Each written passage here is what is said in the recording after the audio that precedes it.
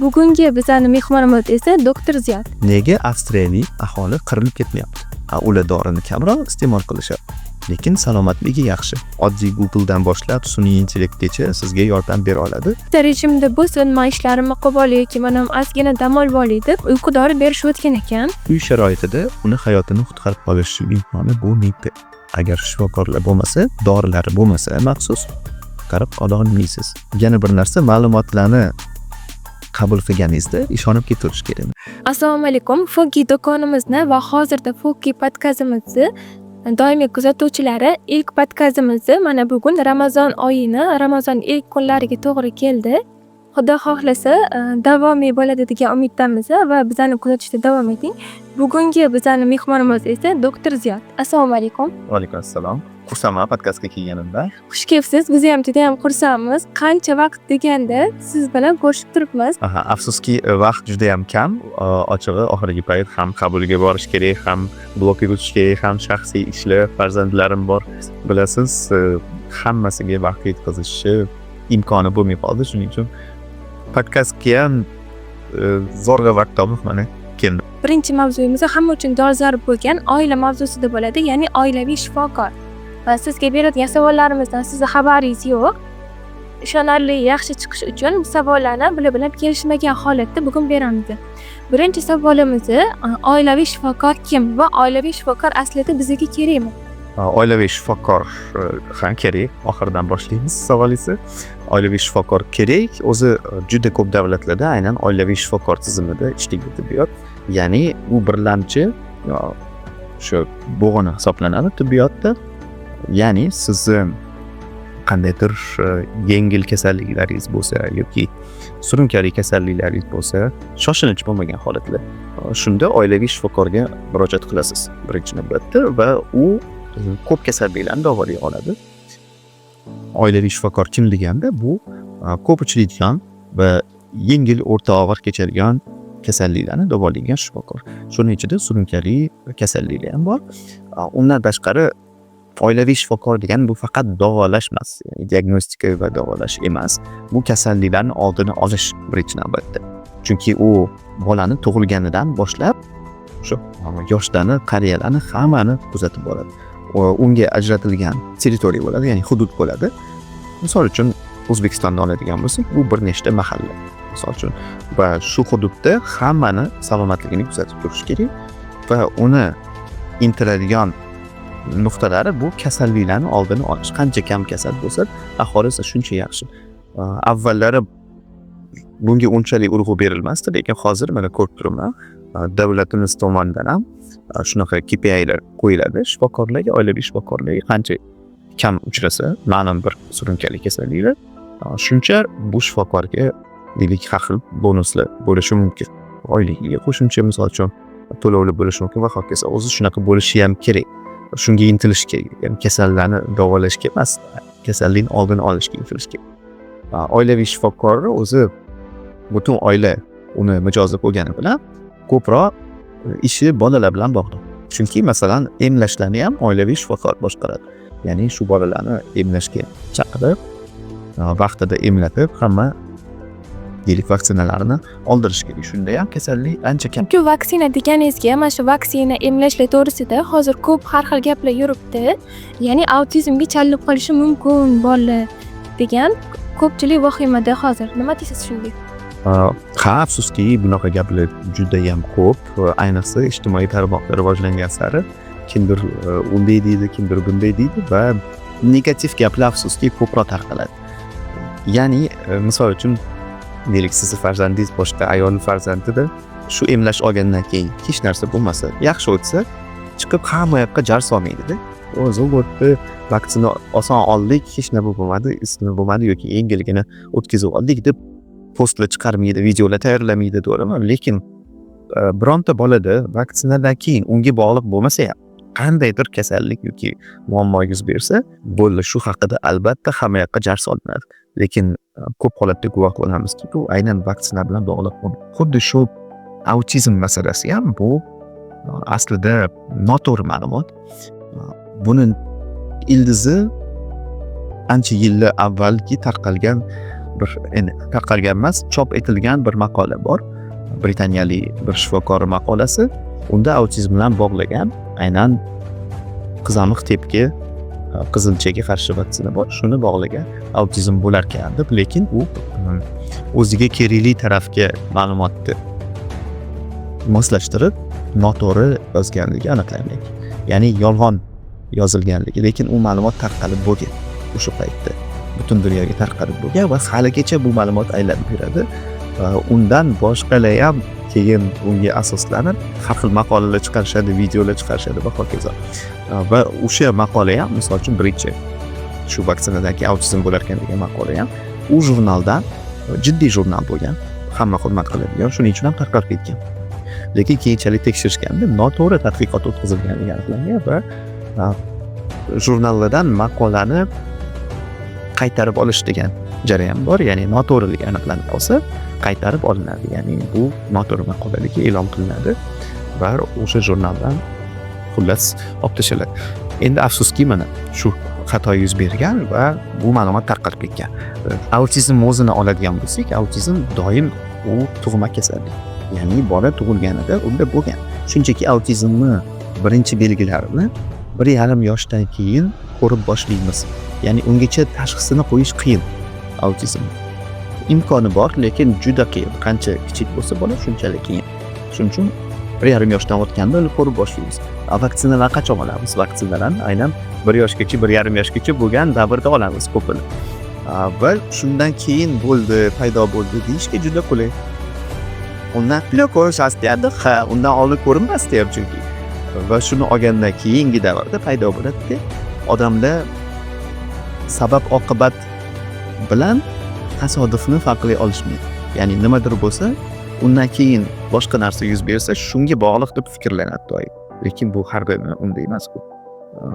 Endi qo'polroq misollar keltiraman. Odatda deylik, eski zamonlarda odamlar deylik shamanlar bo'lgan, shu baraban bilan bahsga tushgandan keyin yomg'ir yog'gani uchun har safar endi shunaqa muolaja qilsak, demak yog'ar ekan yomg'ir deb kerak emas narsani qilishgan aslida. Bu ham xuddi shunaqa. Sabab bilan sabab oqibat aloqasi yo'q deb baraban chalgancha yoqmadi bu yomg'ir. Lekin har safar shuni qilurgan yillar, 100 yillar davomida shu uchun mana deylik xudolarimiz yomg'ir yuborishdi deb fikrlashgan. Bunday narsalar juda ko'p aholi orasida. Ya'ni bog'liq bo'lmagan holda dorilarni ham beramizda, shuni berganimdan keyin yaxshi bo'ldi deyishadi. Yo'q, organizm o'zi to'g'riladi. Immunitet to'g'riladi. Misol uchun oddiygina infeksiyalarni immunitet o'zi yengib o'tdi deb fikrlamaydi hech kim. Shu dorini bergandan keyin yaxshi bo'ldi deb o'ylashadi. Demakki, onalarimiz har xil gaplarga, kimdir nima eshitdi yoki qayerda nima o'qisa, o'shanga ishonib qolmaslik kerak degan mana hozir ma'lumotni berdilar Ziyod doktor akamiz. Ya'ni vaksinani vaqtida olinglar, autizmga sababchi bo'lib qoladi deb boshqa kasalliklarni farzandingizga yuqtirib olmanglar. To'g'ri? Ha, doim faktlarga asoslanish kerak, ilmiy asoslarni o'qib chiqib, xulosa chiqarish kerak. Bular hammasi juda ham chuqur tekshirilgan masala. Ya'ni vaksinatsiya masalasi eng chuqur o'rganilgan masalalar. Chunki 10 minglab, 100 minglab bolalarda bu tekshirilgan bo'ladi. Hammasi tekshirib isbotlanib qo'yilgani uchun qilinadi. Ma'lum yoshda qilinishi, buni deylik qaysidir oyda qilinishlari hammasi bular tadqiqotda tekshirib, xavfsizlik va samarali ekanligi isbotlangan. Vaksina olmasa ham boshqa kasallikka chalinib qolish mumkin, to'g'rimi? Autizmdan qochaman, vaksina olishim kerak emas ekan deb turib. Albatta, bu haqida ham alohida o'zi gapirishimiz kerak. Vaksina olmaslikni xavflari juda baland.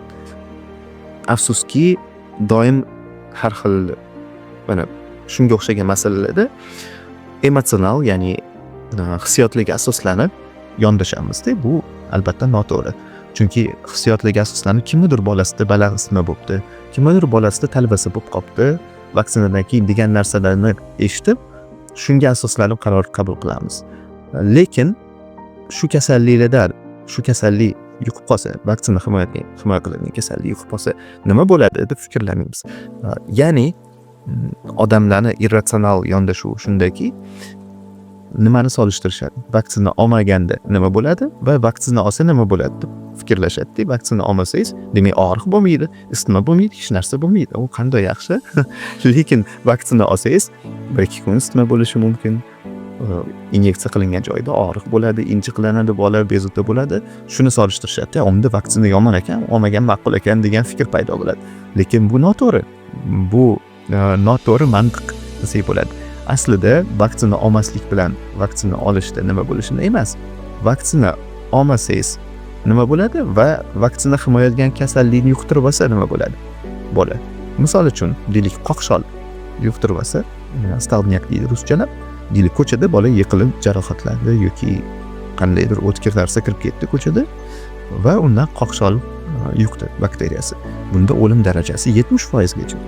Demak, kattaroq ehtimol bilan nobud bo'ladi bola. Mana shuni solishtirish kerak. Shu uchun bu bakteriya qanaqa aytib keting? Kimdirlar biladi, kimdirlar bilmaydi. Afsuski buni hech kim bilmaydi desa ham bo'ladi, chunki hozirgi kunda uchratmaymiz bunday kasalliklarni.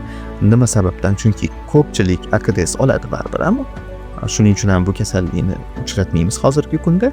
Ikkinchidan, har xil jarohatlar bo'lsa, deylik tuproq tushib, kir bo'lgan jarohatlar bo'lsa, shifoxonaga murojaat qilganingizda ham shunga qarshi preparat kiritiladi. Shuning uchun ham ko'rmaymiz bu kasallikni, qoqsholni. Shaxsan o'zim hayotimda hech qachon ko'rmaganman. Lekin buni ehtimoli bor-ku. Mayli, bu kamroq ehtimolli kasallik. Misol uchun, ko'kyo'ta oxirgi 2-3 yilda rosa tarqaldi. Avvallar eshitmasdik shu kasallikni. Ochig'ini aytganda, men institutda o'qib yurgan paytlarim kimdir ko'kyo'tal bo'lganini deyarli eshitmasdik, uchratmasdik. Hozir juda ko'p uchratamiz. Doimiy murojaatlar bor ko'kyo'tal bo'yicha. Ko'kyo'tal shunchaki yo'tal bilan kechadigan shamollashga o'xshash kasallik bo'lsa ham, lekin masalan 1 yoshli bolani oladigan bo'lsak, 1% o'lim xavfi bor. Chaqaloqlarda undan katta. 1% o'lim xavfi degani 100 ta boladan bittasi nobud bo'ladi. Bu juda katta foiz. 1% o'lim ehtimoli juda yuqorida bu. Endi nobud bo'lmasa ham 2-3 oylab xurujsimon yo'talishini ko'rsangiz, o'zingiz tamom bo'lasiz. Ochig'ini aytganda, ona sifatida har qayoqqa borasiz. 5 ta 6 ta shifokorga borishadi, undan bunga yurishadi, hammadan norozi bo'lishadi, hamma shifokorlardan. Lekin tushunishmaydi, kasallikni shunaqa xususiyati, uni davolab taqataq to'xtatib bo'lmaydi. Uni davosi yo'q? Uni boshida birinchi 2 haftasida aniqlab davolasangiz, nisbatan yengilroq kechib, qisqaroq davom etishi mumkin. Lekin unda ham ko'p holatlarda taqataq to'xtamaydi.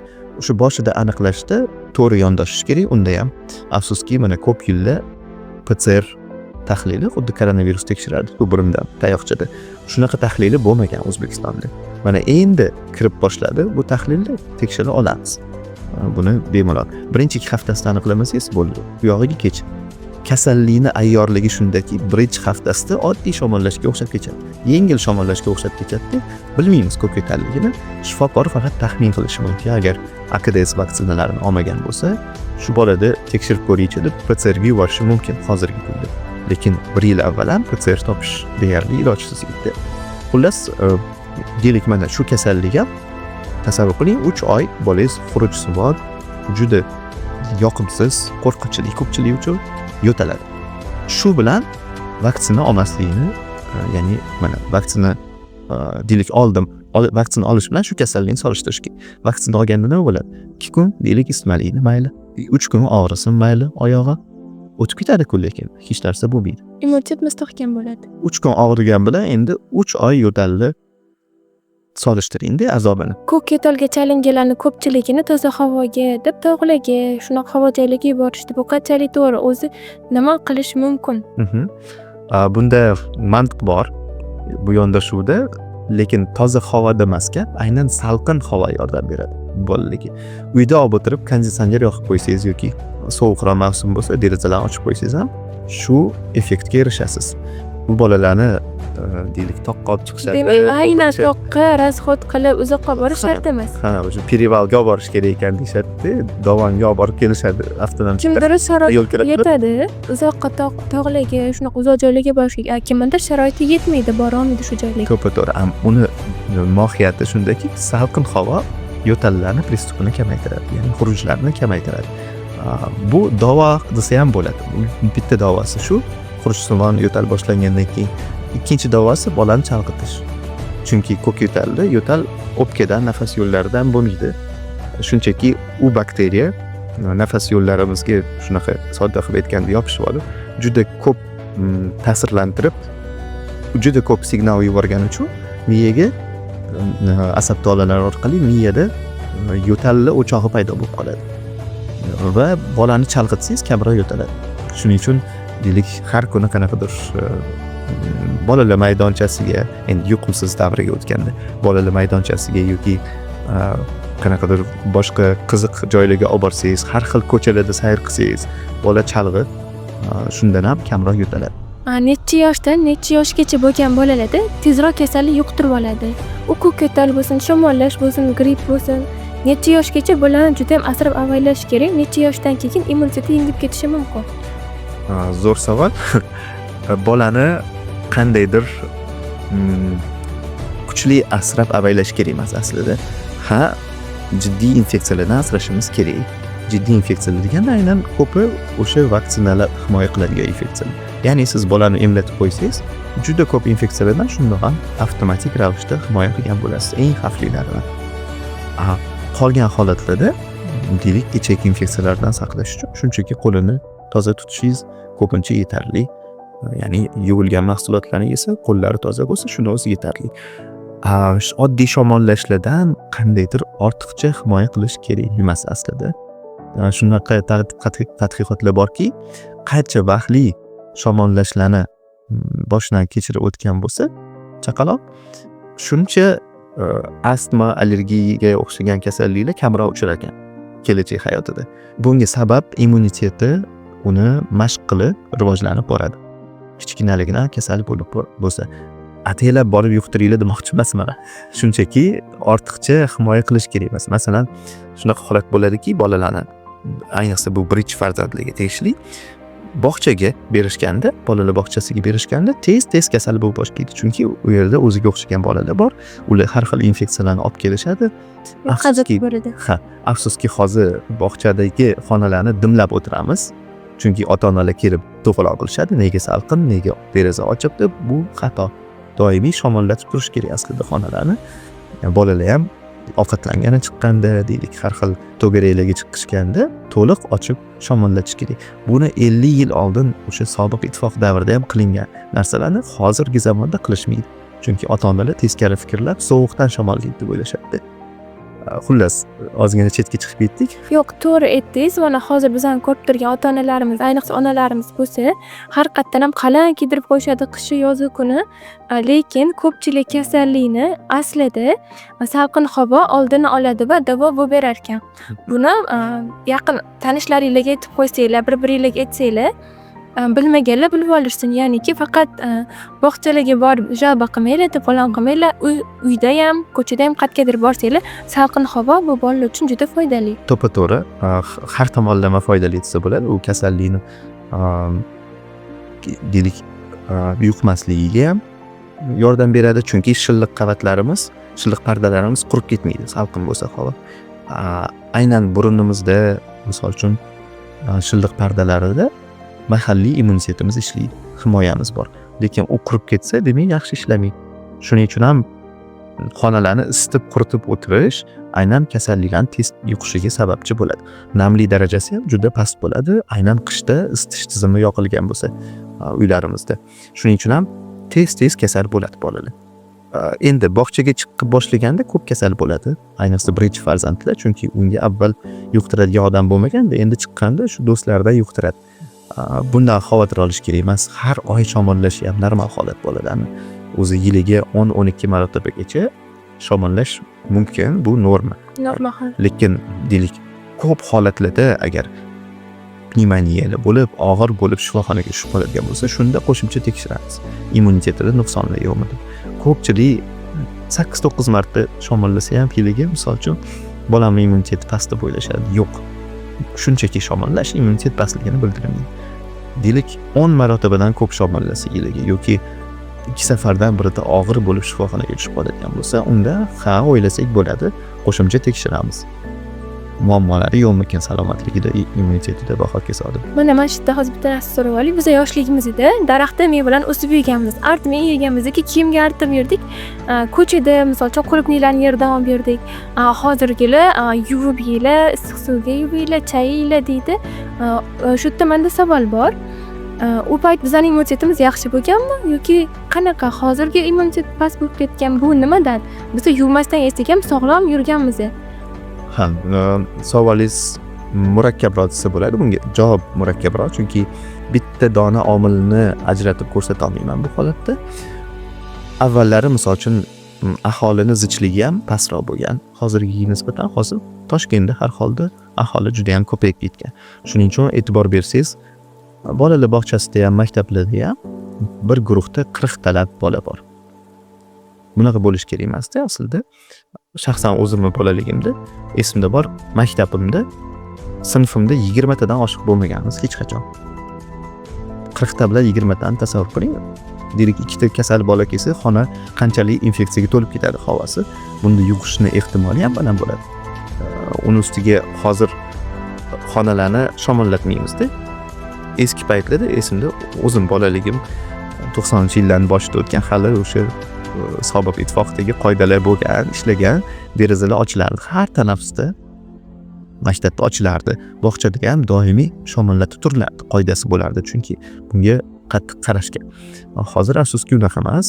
Endi isitish tizimlari ham yomonlashgandan keyin paketlarga o'raydigan bo'lganmiz derazalarni, umuman havo o'tmaydigan qilib. Mana bu bitta omil, ya'ni aholi zichlik. Keyingisi havo juda ham kirlanib ketgani ham Tayyor bo'lib ketgan. ahamiyatli bo'lishi mumkin bu. Keyingi masala emlash darajasi pasaygan. Hozir har xil shu mish-mishlarga ishonib emlash darajasi pasaygan. Bundan ham kasalliklar ko'payadi. Qarang, avvallar ko'k-yo'tal yo'q edi, endi ko'k-yo'tal bor. Xuddi shunaqa qizamiq ko'p tarqalmasdi. Onda-sonda bo'lardi, hozir ko'p. Demak, kasalliklar soni ko'payadi. Keyingi omil infeksiyalarning soni ham ko'paygan. Mana bittasi yaqqol misol koronavirus, COVID-19. Avval bo'lmagan, endi har yil bo'ladigan infeksiya, ya'ni bitta infeksiyaga ko'paydi hozirgi kunda. Va bu kabi infeksiyalar borgan sari ko'payib boraveradi kelajakda. Aholi ko'paygan sari yer sharida bu kabi infeksiyalarning soni ko'payib boradi. Bu ham bitta misol.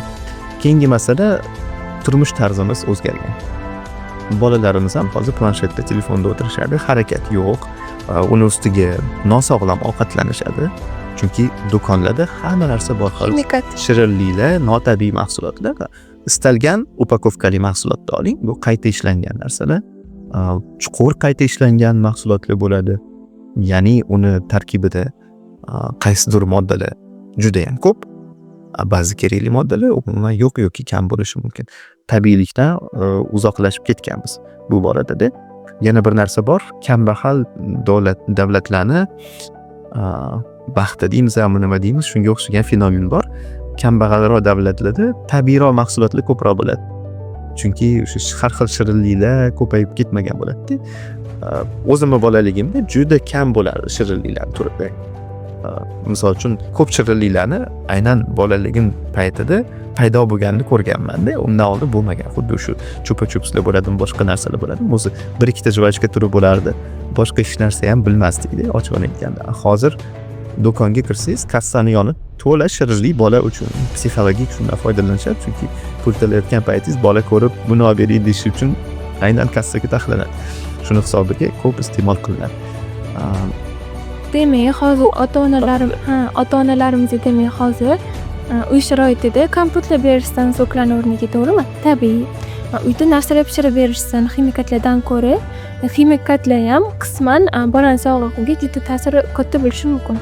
Albatta, qancha notabiiy narsalarni yesak, demak, organizmimiz ularni qayta ishlashga chalg'iydi. Balki u hattoki immunitetimizni ham chalg'itishi mumkin.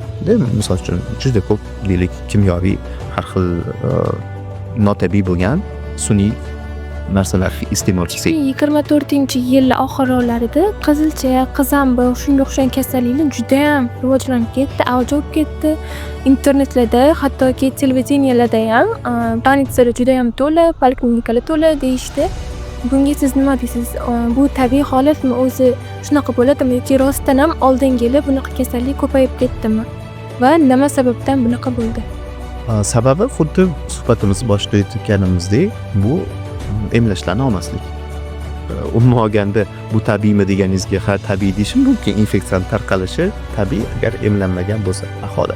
Aynan hozir oxirgi yilda emlash darajasi pasayib ketgani uchun bunga bir tomondan shu aholini o'zi qo'rquvlariga ishonib olmasligi sababchi bo'lsa, ikkinchi tomondan ortiqcha qarshi ko'rsatmalar o'ylab topiladi, afsuski. Deylik, ko'p uchraydigan holat, masalan, bolani terisi marmar bo'lsa, gipoksiyasi bor ekan, vaksina qilish kerak emas deb qoldirishadi. Vaholanki bu kasallik emas, nima uchun qilinmasligi kerak? Yoki miyasini o'zi qilishadi, unda qanaqadir ozgina deylik normadan chekinish bo'lsa, bolani o'zi tuppa-tuzuk, hech qanaqa nevrologik kasalligi ko'zga tashlanmaydi, belgilari yo'q. Shunda ham yo'q, qoldirib turaylik deyshadi, keyinroq olsa. Yoki hattoki shunaqa noto'g'ri gaplar borki, bola katta bo'lsa, hozir nimjonroq, immuniteti sustroq, keyinroq qilgan ma'qul, 1 yoshdan olgan ma'qul deb vaksinalarni chetga surish borda, kechroq surish bor. Bu ham kasal bo'lib qolishiga olib keladi.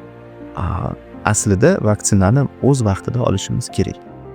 Shuning uchun ham kuniga bitta kelganda 5-6 ta vaksina qilinadi. Keyinga qoldirmaslik uchun tasavvur qiling, har bittasini alohida qilsak, deylik oyda 1 yoki 2 haftada bir qanchaga cho'zilib ketadi. Demak, o'sha kasallikni yuqtirish imkoni oshib ketadi. Vaqt o'tgan sari uni yuqtirish ehtimoli saqlanib turaveradi. Shuning uchun ham birdaniga hammasini qilinadi. Mumkin bo'lsa, shu tekshirilgan bo'lsa, xavfsizligi isbotlangan bo'lsa, birdaniga ko'p vaksina qilish mumkin. Shuning uchun ham kiritilgan kalendarga aynan shu ko'rinishda, bekorga emas bu hammasi. Ya'ni tezroq qilib olaylik deb qilishmaydi, qaysi ma'nodagi ish kamaytiraylik degan ma'noda emas. Yo'q, tekshirilgan shunaqa qilish mumkin. Bugungi mavzuimiz mana oilaviy shifokor to'g'risida dedik. Qaysidir oilalarda oilaviy shifokori bor. Savolim shunaqaki, oilaviy shifokor bor oilalar poliklinikaga chiqmasligi mumkinmi? Yoki poliklinikaning o'z o'rni bor, oilaviy shifokor o'z o'rni bormi? Shunaqa oilalar bor, o'zining shifokori bor, poliklinikaga chiqmaydi. O'sha qanaqadir emlashlarni olmaydi, nazoratdan o'tishmaydi. Shifokorim bor deb ko'p narsalarga cheklov qo'yib qo'yishadi.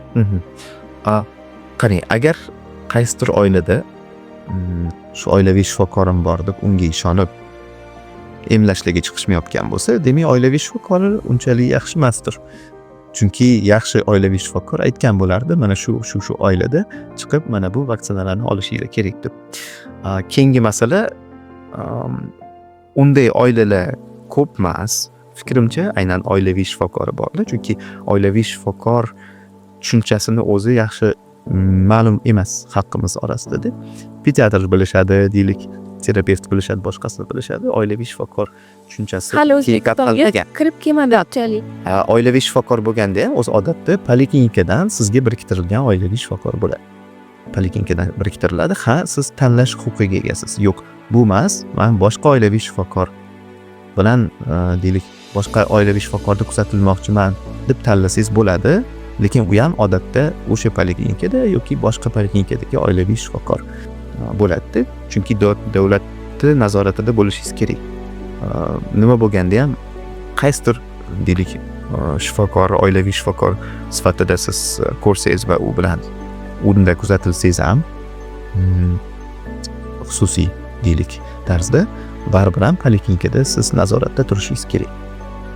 Poliklinikada ham o'sha emlashlarni, boshqa narsalarni hammasini olib, vaqtida kuzatuvda bo'lib turishingiz kerak. Nima bo'lganda ham. Tushunarli. Keyin biz baribir ayolmiz, onalarimizda, ayollarimizda shunaqa narsa bor. 1-2 marta doktorlarning oldiga borishadi, davo lecheniyalar qildirishadi. Keyin o'zligi o'rganib olib, o'z sharoitida qilishadi. O'zim bilaman, astig'i chiqsa bu dorini beraman, o'zim bilaman, unaqa qilib qo'yaman, bunaqa qilib qo'yaman.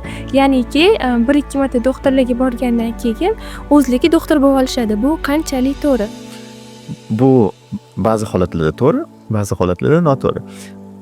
Qachon to'g'ri? Qachonki deylik ko'p uchraydigan kasalliklar bo'lsa, masalan, shamollashni belgilarini yaxshi bilib olgan bo'lsa, ota-ona uni ajrata olsa, oddiy shamollashligini tushunib turgan bo'lsa, u har doimgi choralarni qilsa bo'ladi. O'zi o'sha asosiy choralari ham hammasi xavfsiz. u deylik salqin havo, nam havoni ta'minlab berish, ko'proq suv ichirish, suyuqlik ichirish. Bular asosiysi. Masalan, dorilar emasda bu holatda. U bilan zarar keltirib qo'yadi. Bir xil onalar bor, o'zi tabletka beradi, o'zim ukol qilib qo'yaman deydi. U reaksiya berishi mumkin yoki bermasligi mumkin. To'g'ri, shuning uchun ham doim aytaman, uyda davolanayotgan insonga, nafaqat bolaga, kattalarga ham hech qachon inyeksiyalar kerak emas. Ruschalab aytganda ukol deyishadi, soddalashtirib, kerak emas hech qachon. Uydami? Demak, bunga ehtiyoj yo'q. Demak, u yengil kasallik uyda bo'lsa, og'ir bo'lsa o'zi shifoxonaga tushib qoladi inson. Unda inyeksiyalar qilinishi mumkin va ehtimoli katta. Sababi inyeksiyalarni to'g'ri dozasini o'lchash, uni nazorat qilish osonroq va og'ir holatda keskin o'zgarishi mumkin holati bemorni. Ayniqsa, deylik, reanimatsiyada intensiv terapiyada yotgan bemor bo'lsa, shuning uchun unda doim kateter turadi. Venasiga kiritilgan kateter hoziroq qaysidir preparat shoshilinch kiritishga to'g'ri kelishi mumkin-da. Bunda oqlangan doim nazorat bo'lishi kerak. Lekin uydagi insonga oqlanmagan, siz aytgandek, reaksiyalar, kuchli allergik reaksiya bo'lib qolsa, uy sharoitida uni hayotini qutqarib qolish imkoni bo'lmaydi. Agar shifokorlar bo'lmasa, dorilari bo'lmasa, maxsus qutqarib qola olmaysiz. Shuning uchun ham hech qachon uyda qilmanglar deb aytaman. Doim uyda qilinishi mumkin qachonki o'sha poliklinikadagi shifokor ko'rib, shu muolaja kerak deb uydagi statsionar degan tushuncha bor. Shuni rasmiylashtiradi. Uydagi statsionarda hamshira borib, poliklinikadan shu muolajalarni qiladi. Bu lekin juda kamdan kam bunga ehtiyoj bo'ladi. Oddiy ko'p uchraydigan kasalliklarda deyarli hech qachon bunga ehtiyoj yo'q. Uning ustiga ko'p deyarli hamma preparatlarni ichadigan shakli bor bolalar uchun. Ko'pincha nimalarni ukol qilishadi, inyeksiya qilishadi, antibiotiklarni. Lekin uni sirop, suspensiya shaklidagi preparatlari ham bor. O'shalarni qo'llash kerak. Samarasida jiddiy farq bo'lmaydi-da, ochig'ini aytganda. Shuning uchun ham bu tomondan aniq o'zboshimchalik qilish kerak emas. Dorilarni berishda ham o'zboshimchalik qilish kerak emas. Ayniqsa oxirigacha deylik amin bo'lmagan holatda shamollashmas boshqa qanaqadir kasalliklar bo'lsa, yo'q, uni aniqlashtirish kerak. Bu rostdan shu kasallikmi, yo'qmi va shifokor belgilash kerak. Uning ustiga har bir qo'llanadigan preparatda e'tibor berish kerak. Bu retsept bilan qo'llanadigan preparat, sotiladigan preparatmi yoki retseptsizmi? Retseptsizlar nima uchun retseptsiz sotiladi? Chunki xavfi pastroq bo'ladi. Ko'proq uni qabul qilib qo'ysa ham jiddiy muammolar bo'lmaydi odatda, lekin bo'lishi mumkin shunday. Retseptli bo'lsa, demak, uni jiddiy nojo'ya ta'sirlari bor, qandaydir xavflari bo'lishi mumkin. Uni hech qachon o'zboshimchalik bilan qabul qilinishi kerak emas. Men tanishlarimda juda ham ko'p ko'rayotganim uchun o'zimni tanishlarimda, men o'zim ko'rganlarimni so'rayman. Hozir yosh onalar bor, bolamni uyquga o'rgataman deb ayrimlari uyqu dori beradi. Bolam uxlasin, bitta rejimga tushib olsin. Men ikkita bolaliklar bor yoki endi farzand ko'rganlar qiynaladi, yoki ikkita bolasi bo'lsa, ikkita bolasiga qarashga qiynaladi deb bitta rejimda bo'lsin, men ishlarimni qilib olay yoki men ham ozgina dam olib olay deb uyqu dori berishayotgan ekan. Men o'zim tanishlarimda ko'p guvohi bo'ldim. Bunga nima deysiz? Bunga munosabatim salbiy, juda ham salbiy. Chunki oson yo'lini qidirishda bu doim aynan shu mana ovqatlantirishga o'rgatishda, uyquni yaxshilashda doim juda ko'p mehnat qilish kerak ota-ona. Bunda har doim baribir ham osongina dori berib uxlatib qo'yish fikri yuzida turadi-da, shundan foydalanadi ko'pchilik. Lekin bunday qilish kerak emas. Odatda jiddiy muammolar bo'lmaydi asosida uyqular yo'qligida yoki uyquga ketishi qiyinmi bolani yoki kechasi ko'p uyg'onadimi, bunga jiddiy qanaqadir sabablar bo'lmaydi. Ya'ni dori qo'llaydigan darajadagi muammo bo'lmaydi odatda. Shuning uchun bu holatlarda shifokor suhbat o'tkazib, buni tushunish kerak. Sababi nimaligini. Ya'ni shifokorga murojaat qilish kerak va shifokor bilan birgalikda buni sababi aniqlanadi. Ko'pincha aytganimdek kasalliklar bo'lmaydi. Shunchaki, masalan, bolalarda uyqu buzilishlari ko'p uchraydi, uyqu regresslari deyiladi. Ma'lum muddatlarda bolada shu keskin o'zgarishlar bo'ladi rivojlanishda deylik. Bola o'tirib boshladi yoki bola shu uyqu fazalari o'zgarib boshladi. Avval birinchi 2-3 oyda boshqacharoq bo'ladi uyqusi bolani, keyin katta insonlarga o'xshab o'zgaradi uyqusi. Shu o'zgarish davrida boshqacharoq bo'lib qolishi mumkin uyqusi. Tez rivojlanish, o'tirib boshladi, yurib boshladi bola, qo'shimcha ovqatlay boshladi, nimalardir boshqacha nimalardir hayotida o'zgardi. Keskin shu o'sish sakrashlari, ya'ni skachoklar deymiz ruschalab bo'lganda uyqusi buzilishi mumkin. Buni shunchaki yashab o'tish kerak. Bunda ma'lum ishlar bor, shu mehnat qilish kerak ota-ona. Bir tomondan sharoit ta'minlab berilishi kerak uyda uxlashga, misol uchun. Aslida bola bitta rejimda uxlaydimi yoki har xil rejimda uxlasa bu tabiiy holatmi? Aslida rejimga kiritib bir xillik yaratishingiz kerak. Agar uyqusi doim yaxshi bo'lishini xohlasangiz, buzilishlarni oldini olishni, balki tuzatishni xohlasangiz, rejim bo'lish kerak, ya'ni kun tartibi bo'lish kerak. Ma'lum vaqtda doim uyquga tayyorlanib boshlaysiz va o'shanda qilinadigan ketma-ketlikdagi harakatlar bor, ya'ni odatlar yaratilishi kerak. Ruschalab buni rituallar deymiz. Har kuni bir xil ketma-ketlikda kuzatiladigan qiladigan ishlaringiz bor. Bola bilan, deylik, kattaroq bola bo'lsa, birgalikda o'yinchoqlarni yig'ishtirasiz, borasiz, cho'milasiz. Ozgina bolani charchatib. Endi o'zi charchab bo'lgan ham bo'ladi, lekin faol o'yinlarni misol uchun o'ynash kerak emas uyqudan oldin. Juda faol o'yinlarni o'ynasangiz, unda uyqusi qochishi mumkin. Chunki asab tizimini siz nima deydi, qo'zg'atasiz. Shartli ravishda aytganda qo'zg'atish hisobiga qachon yuzaga keladi. Masalan, otalarimiz kechgacha ishlab, kech qo'lga kelishadi. Bola uyquga tayyorlanayotgan bo'ladi. U bolani olib, ko'tarib, tepaga otib, xursand bo'lib o'ynatsa, uyqusi ham qochib ketadi bolani. Xaxalab, kulib, juda ham emotsiyaga bo'yib qo'yadi. Ehtiroslar bilan shunaqa o'yinlar o'ynagandan keyin uxlashi qiyin bo'ladi. Shunaqa narsalarni ham demak 2-3 soat oldin kamaytiramiz. Ekranlarga qaramaymiz, planshet telefonlarni uyqudan 2-3 soat oldin ko'rsatmaymiz bolaga. Undan tashqari faol o'yinlarni to'xtatdik va ovqat yeyishni ham endi kattaroq bolaga tegishli, bu emadigan bolaga emas. Ovqatlarni ham 2-3 soat avval yeyish kerak uyqudan oldin. Chunki hozirgina ovqat yeb, to'yib ovqat yeb yotsangiz ham uyquga yaxshi uxlamasligingiz mumkin va kechasi ham uyqingiz tez-tez buzilishi mumkin. Xullas, qarang qancha qoidalar uyquga tayyorlanish davridayoq qancha narsa borki, undan keyin o'sha odatlarni yaratish kerak bo'ladi. Har kun bir xillik bo'lishi kerak. O'yinchoqlarni yig'ishtirdik, borib cho'mildik, cho'milgandan keyin deylik ertak o'qib berdingiz bolaga, keyin deylik orqasini silab uxlatdingiz va har kuni shu ketma-ketlikda bir xil vaqtda boshlanadi, shu ketma-ketlikda ketadi. Buni ta'minlab berish ko'pchilik uchun qiyin. O'sha oddiy telefonni bermaslik ham qiyin, kimlargadir chalg'itgisi keladi, berib qo'yamiz.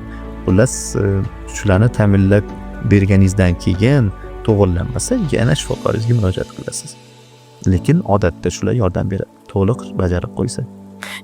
Odatda shamollash kasal bo'lganda poliklinikaga yoki doktorga borsak, dori yoki tabletka shunga o'xshash narsalar yozib berishadi, lekin biz juda ham ko'p eshitamiz, odam shamollaganda suyuqli yutsin. Asal choy, limon choy, malina choy, shunga o'xshash suyuqliklardan ko'proq ichilsin deyiladi. Doktorlar sizlar tilingizda aytganda patsientlarga, ya'ni kelgan mijozlarga yozib bergandagi oilasida ham shunga amal qiladimi yoki oilasiga boshqacha, kelganlarga boshqacha bo'ladimi? Ochig'ini aytganda, ko'p bunaqa narsa bilan to'qnashaman. Deylik, qaysidir tavsiyalarni yozib berdingiz. Patsient ota-onasiga yozib berdingiz tavsiyalaringizni. 1-2 kun, 3 kun balki mana isitmalaydi, ko'pincha to'g'rimi? Isitmalaydi, holati baribir kasallik davom etadi. Nima qilsangiz ham shamollashni to'xtatib qo'ya olmaysizdik. Shunda yana qayta so'rashadi. Deylik, yo'tali qolmayapti, nimadir beraymi yana yoki yana nimadir kuzatilyapti, yana qaysidir dorini beraymi deb so'rashadi. Xuddiki siz shuni yashirgansiz undan, qaysidir sirli dorini yashirgansiz, o'zingiz uchun olib qo'ygansiz, unga tavsiya bermadingiz-da. Yo'q, bunaqa bo'lmaydi. Sizga hattoki maksimal tavsiyalarni beradi shifokor odatda. Bolasiga kamroq qilishi mumkin. Chunki bolasini kuzata oladi, unchalik shart emas hozir bu narsa deb nimalardir bajarmasligi mumkin yoki shunchaki tajribasiga asoslanib biladiki, ketishiga qarab kasallikni unchalik ko'p e'tibor bermasa ham bo'ladi deb o'zini farzandini kamroq davolaydi ko'pincha shifokorlar. Lekin bemorga jiddiyroq yondashadi. Shularni bajaring deydi. Chunki u uchun javob beradi ertaga. Tuzalmasa yana kelib pretenziyalar bildirishadi ota-onalar. O'zingizni asabingiz buziladi. Shuning uchun siz maksimal hamma narsani qilasiz bemor uchun. Lekin farzandingiz uchun ko'p holatlarda ancha kamroq narsalarni qilasiz. Demak, onalarimizni ko'ngli to'q bo'lsinki, shifokorlarimiz, doktorlarimiz farzandiga ko'proq muolaja e'tibor qilmasa ham, lekin biza borganimizda eng kerakli, eng maksimum darajada farzandi tuzalib ketish uchun dori-darmon, yo'l-yo'rig'i ko'rsatishadi. To'g'ri. O'zi xalqimizdagi gap bor-ku, adashmasam domlani aytganini qilgani yoqimani aytadi. Xuddi shunaqa shifokorlar farzandiga to'liq o'zi ham bajarmasligi mumkin, lekin aytganini qilsangiz yaxshi bo'ladi. Holatiga qarab biz ham bajaramiz o'sha tavsiyalarni hammasini. Agar deylik balandroq isitmalar bilan kechayotgan bo'lsa, qiynalibroq o'tkazayotgan bo'lsa, kasallikni maksimal ravishda yondashamiz o'zimiz farzandimizga. Yengilroq kechayotganini ko'rsak, nimalarnidir qilmasligimiz mumkin. Shunaqa o'zimiz ham oddiy odammiz. O'zimiz ham qayerdadir kamchiliklarga yo'l qo'yamiz. Menda yana bitta juda ham qiziq savol bor. Hozir internetda rivojlangan, dorilar ko'p, muolaja qiladigan poliklinika xullas shunga o'xshagan narsalar ko'p. Ya'ni doktorlar dorilar reklama qiladi. Hozir har xil yosh bolalarga chiqyapti, ozuqalar chiqyapti, vitaminlar chiqyapti va reklama bo'lyapti. Va ular reklama uchun doktorlarni, shifokorlarni tanlashyapti. Ya'ni doktorlar o'sha reklama qilayotgan dorilardan o'zlarini farzandlariga berishadimi yoki faqat reklama qilib berishadimi? Har xil vaziyat bo'lishi mumkin. Faqat reklama uchun ishlaydigan insonlar bor. Lekin ishongani uchun, shu mahsulotni o'zi ham ishlatgani uchun, tajribasidan o'tgani uchun tavsiya berishi mumkin. Tasavvur qiling, siz shundoq ham nimanidir ishlatasiz, juda yoqtirasiz, samarasini ko'rgansiz, bilasiz, u isbotlangan, hamma xalqaro tavsiyalarga kiritilgan narsa-da, sizga yana deylik nimadir taklif qilishyapti bu uchun. Mayli deb maza qilib reklama qilib olasiz. Baribir shuni tavsiya qilaman. Yana bu uchun pul olsa qanday yaxshidir, tavsiya qilishi mumkin. Ba'zi holatlarda bo'lishi mumkin, o'zi buni qo'llamasa ham reklama qilib chiqishi mumkin. Bunga sabab albatta pul topishni xohlaydi hamma va pul topish deganda ham deylik pretenziya bildirishadi. Obunachilar, boshqa insonlar, kuzatuvchilar pretenziya bildirishadi, nega reklama qilasan? Lekin ikkinchi tomondan, masalan, O'zbekistonda donatlar qilinmaydi. Umuman shu donat yuborish amaliyoti umuman yo'q xalqimiz orasida. Misol uchun kimdir zo'r kontent qilib tegida karta raqamini qoldirsa, deylik yordam beringlar shu mehnatim davom etishi uchun, yana postlar chiqarishim uchun yordam beringlar desangiz, deyarli hech kim hech nima yubormaydi sizga. Masalan, Rossiyada, boshqa davlatlarda juda rivojlangan bu narsa. Agarda shu shifokorni yoki blogerni xalq boqib olganda o'zi reklama qilmasdi. U ba'zida majburan bo'ladi, qayerdan pul topay deb odamlar o'ylashadi, blogerlar boy deb. Yo'q, blogerlarni ko'p qismi, men aytib qo'ymoqchiman, juda qashshoq insonlar, zo'rg'a pulini yetkazib yashaydi hayotiga. Hattoki 100 mingta obunachi bo'lsa ham, 150 mingta obunachi bo'lsa ham yetarlicha pul topasiz. Ya'ni topayotgan puli rasxodga ketadi. Yaxshi kontent uchun, video uchun. To'g'ri, video olishga, studiyaga, montajga, qaysidir boshqa xizmatlar bo'lishi mumkin. Misol uchun, administrator bo'lishi mumkin. Juda ko'p xarajatlar bor. Shaxsan o'zimni yonimdan sarflayman. Ya'ni deylik aholiga foydali ma'lumotlar chiqarishingiz uchun, blogingiz uchun. Blogimdan keladigan mablag'lar qoplamaydi unga ketadigan xarajatni. Ya'ni minusga ketadi.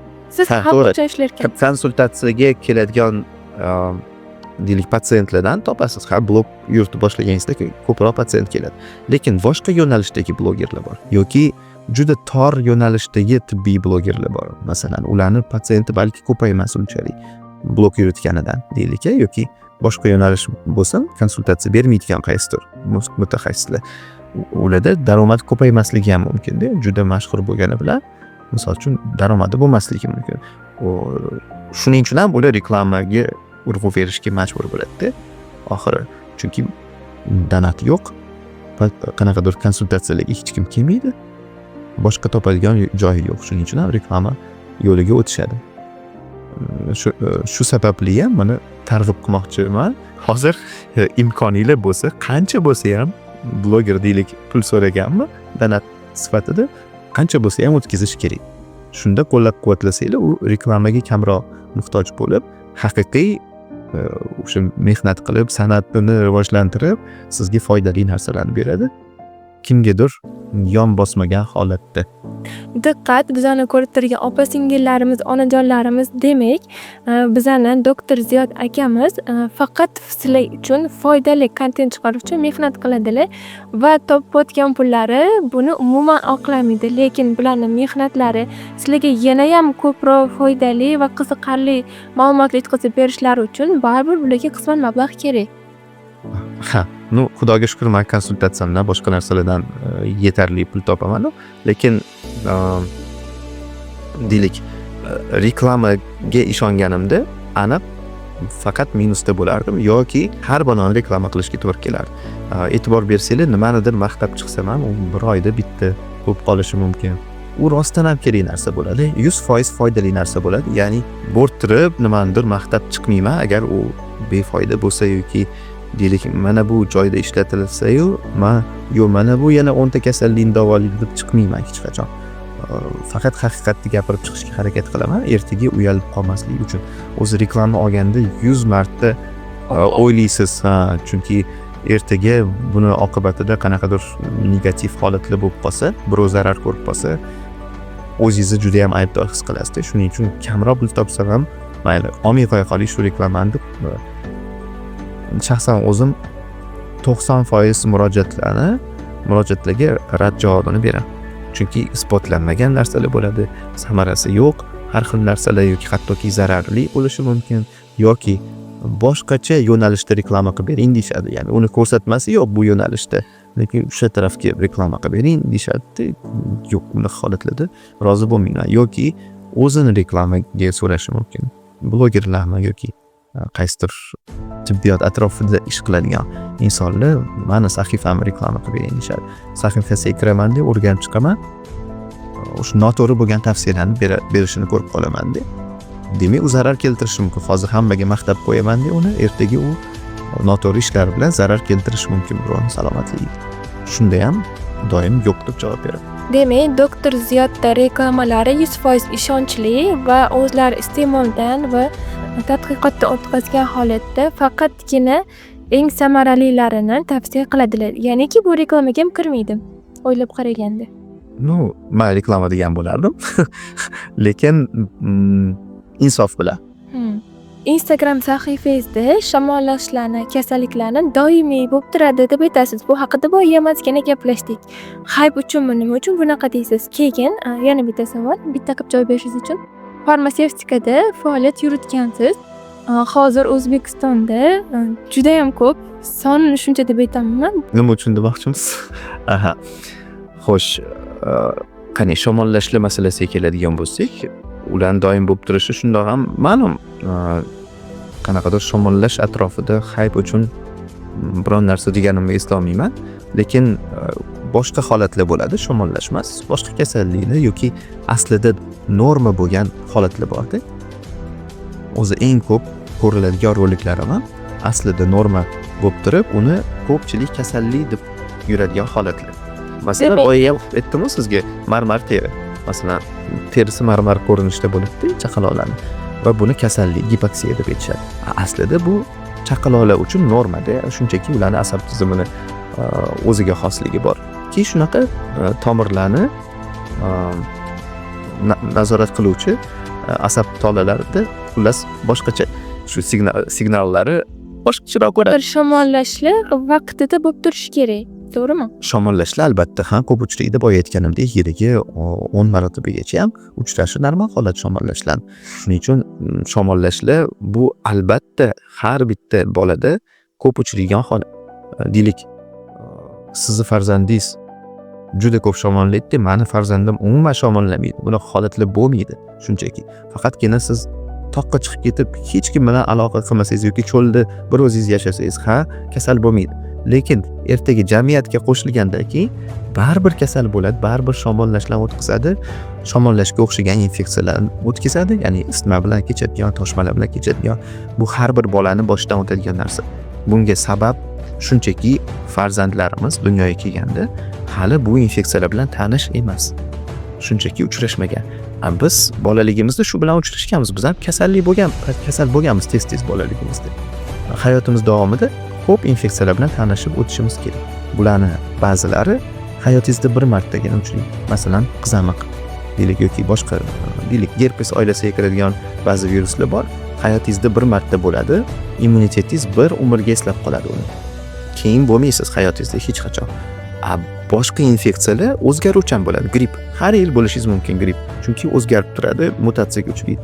Koronavirus esingizda bo'lsa, u shtammi chiqibdi, bu shtammi chiqibdi deb har xil nomladi. Doimiy mutatsiya bo'lib turdi-da, har yil yangi shtammi chiqadi. Va har yil kasallanishingiz mumkin. Vaksina olsangiz ham, o'tgan yil kasal bo'lgan bo'lsangiz ham, bu yil yana kasallanishingiz mumkin. Chunki o'zgaruvchan mutatsiyaga uchraydi. Demak, bular bilan biz kasal bo'lishda davom ettiramiz hayotimiz davomida, lekin ko'p sonli infeksiyalar bilan bolaligimizda bo'lib o'tganmiz va qayta bo'lmaymiz. Shuning uchun farzandingiz yiliga 8 marta shamollaydi, masalan. Siz 3-4 marta shamollaysiz uzoqroq. Dori va dorixonalarning ko'pligi, oldinlari dorixonalar ham ko'p bo'lmagan, dorilar mana o'zingiz ham farmatsevtikada ishlagansiz. Tabiiy usullar bilan o'sha boya gaplashganimizdek, suyuqliklar nimalardir bilan davolangan. Hozir shularning foydasi bo'lmayaptimi yoki odamlar faqat doriga o'tib ketganmi? Doriga juda ham ishonchi baland insonlarni. Buni sababi tezroq, osonroq erishishni xohlashadi natijaga. Shu ishonishadi, shu dorini hozir qo'llasam tezroq tuzalib ketadi. Taqataq to'xtaydi shu kasallik deb o'ylashadi yoki asoratlarni oldini olaman deb o'ylashadi. Aslida har doim doriga tayanurgani uchun, har doim dori berurgani uchun bilishmaydi ham dorisiz davolash mumkinligini va dorisiz davolasangiz ham xuddi shunaqa kechishini bilishmaydi. Chunki ko'p dorilar, soxta dorilar hozir ko'payib ketgan. Oddiy kasalliklar uchun o'sha shamollashga bo'ladimi, boshqa holatlargami? Shundoq ham tuzalayotgan kasallik shamollash. Lekin shundan foydalanish uchun ba'zi korxonalar befoyda preparatlarni ishlab chiqarishadi. Uni foydasi yo'q, lekin zarari ham yo'q-da ko'pincha. Shuning uchun bular pul qilib qolishadi. Ota-ona ham xursand, dori berdim tuzaldi deb o'ylaydi. Aslida organizm o'zi u kasallikni tuzatdi. Dorixonalarning ko'pligiga keladigan bo'lsak, afsuski O'zbekistonda xos dorilarni sotish juda oson. O'sha retseptli dorilarni ham bemalol sotib olasiz O'zbekistonda. Borib antibiotik olishingiz muammo emas O'zbekistonda. Chet elda ola olmaysiz. Faqat shu sizga retsept, maxsus retsept yozib, muhr qo'yib, qog'ozini bergandagina o'shani olib borib, siz dorixonadan sotib olishingiz mumkin. Retseptsiz faqatgina paracetamol, ibuprofenga o'xshagan isitma tushiruvchi, deylik og'riq qoldiruvchi dorilarni olishingiz mumkin yoki burunga tomizadigan tomchilarni, ya'ni jiddiy unaqa nojo'ya ta'sirlarga ega bo'lmagan preparatlarni yoki kamroq uchrasa nojo'ya ta'sirlari shunaqa preparatlarni sotishadi. Hattoki supermarketlarda ham sotishi mumkin ular. Lekin retseptlini hech qaysi holatda sotib ololmaysiz. Sizga bir misol keltiraman. 2018-yilda Avstriyada bo'lganman va bir tanishim dorixonadan so'ragandi bir narsani sotib olishi. Xullas, rosa qidirib dorixona topolmaganman-da shaharda. Bizda do'kon qancha bo'lsa, dorixona juda qidirib topolmaganman. Uni ustiga adashmasam shanba kuni edi. Umuman ishlamaydi shanba kuni. Shaharda 3-4 ta navbatchi dorixona bo'ladi, bo'ldi, boshqa dorixona yo'q. Bizda 24 soat, 7 kun istalgan payt dorilarni olasiz. Buni tasavvur qiling. Nega avstriyalik aholi qirilib ketmayapti? Nega ularda deylik o'lim soni kamroq, bizdan uzoqroq yashashadi. Qanaqa qilib? Shuncha dorilar ichamiz-da biz o'zbeklar, lekin kamroq yashaymiz, salomatligimiz yaxshiroq emas ulardan. Ular dorini kamroq iste'mol qilishadi, lekin salomatligi yaxshi. Qarang, dorini sotib olish olmaydi. Shanba, yakshanba umuman dori sotib olmaydi. Hech qanaqa retseptingiz bo'lsa ham maxsus navbatchi dorixonaga borib olishingiz kerak-da uni. Xullas o'shanda zo'rg'a topganman-da u moslamani. Kerakli dorixonaga borib transportda sotib olganman uni. Mana bu bir masala. Ikkinchi masala, e'tiboringizga balki tushgandir, afsuski O'zbekistonga sifatsiz dorilarni olib kelib ham sotishni imkoni bor. Afsuski. Yaqinda ham ibufen. Mana yaqinda 2 yil avval 2022-yilda har holda Hindistonni dorilar bilan muammo bo'ldi. Esingizda bo'lsa, hamma Hindistonnikini olmayman deb qo'rqib bitta dona shu kompaniyani dorilari sifatsiz, ya'ni tarkibida bo'lish kerak bo'lmagan modda solingan bo'lganda, shundan zaharlanib bolalar nobud bo'lishdi. Keyin sud jarayonlarida shu tasdiqlandiki, korrupsiya bo'lgan, ya'ni u kompaniyani ishchilari O'zbekistondagi shu dorilarni tekshiradigan tashkilotda ishchilariga pul berib, xullas korrupsiya orqali ro'yxatdan o'tkaza olishgan preparatlarni. Tasavvur qiling, AQShda, Yevropada qanchalik ular ro'yxatdan olish oladi. Shu kompaniyalar umuman preparatni sotish olmaydi rivojlangan davlatlarda, chunki tekshiruvlardan o'tish olmaydi, sifati yaxshi emas, nazoratlardan xullas o'tolmagani uchun ham ro'yxatdan o'tolmaydi sifat bo'yicha, shunchaki. Chunki jiddiy tekshirishadi. O'zbekistonda mana shunday holatlar ham bo'lishi mumkin ekan. Qarang, demak sifatsiz dorilarni ham ro'yxatdan o'tkazish mumkin. Shuni hisobiga ham juda ko'p, deylik, Hindistonni, Pokistonni, Bangladesh, boshqa davlatlarni juda ko'p preparatlari O'zbekistonda sotiladi. 50 ta 60 ta nomda bo'lishi mumkin. Bir dona modda tarkibida, lekin savdo nomi 50 ta 60 ta sotilishi mumkin-da O'zbekistonda. Chet elda bunaqasini ko'rmaysiz. Chet elda birinchidan nazorat kuchli va sifatli ishlab chiqaruvchilar ishlashadi. Hindistonda ham yaxshi kompaniyalari bor. AQShda ham, Yevropada ham sotishadi ular preparatlarini. Sanoqli, lekin sanoqli kompaniyalari bu yerda sotish oladi, chunki qolganlari sifat nazoratidan o'tish olmaydi. O'zbekistonda nazoratdan o'ta oladi ular. Har xil yo'li bor, chunki buni shuning uchun ham demak, xohlaganimizcha sotib ola olamiz. Retseptsiz ham bemalol sotib ola olamiz preparatlarni. Juda xilma-xil preparatlar bor. Ko'p ular reklama bemalol. Televizor yoqsangiz, yarmidan ko'pi hozir dorilarning reklamasi, to'g'rimi? Boshqa joylarda ham reklamasi juda ham ko'p. Uning ustiga afsuski tibbiyot xodimlariga ham sovg'alar berib, ishontirib, dorilarni yozdirish holatlari kuzatilib turadi. Shularni hammasini qo'shganingizda tushunarli bo'ladi. Dorixonalar ham 24 ga 7 dostуп ham osonda ularni sotib olishga. Shuni hisobiga juda ko'p nima deydi, keng imkoniyatlar bor buni sotishga va sotib olishga. Shuning uchun ko'p sotib olamiz. Ko'payib ketgan dorixonalar ham zo'r sotilgan narsaga biznesmenlar ham fikrlashadi, shu ish qilishim kerak ekan deb dorixona ochishadi. Lekin bizning eshitishimiz bo'yicha doktor Ziyod farzandlariga dori bermasdan davolar ekanlar. Men umuman olganda dorilarni juda ham kam qo'llayman. Nafaqat o'zimning farzandlarimga, bemorlarga ham. Faqat kerakli holatlarda, kerakli isbotlangan preparatlarni qo'llayman. Farzandlarimga umuman bermayman emas. Beraman. Kerak bo'lganda preparatlarni beraman. Misol uchun shamollasa qo'llayman preparatlarni. Isitmasi baland bo'lsa, isitmani tushiruvchi preparatni talabga ko'ra qo'llashim mumkin.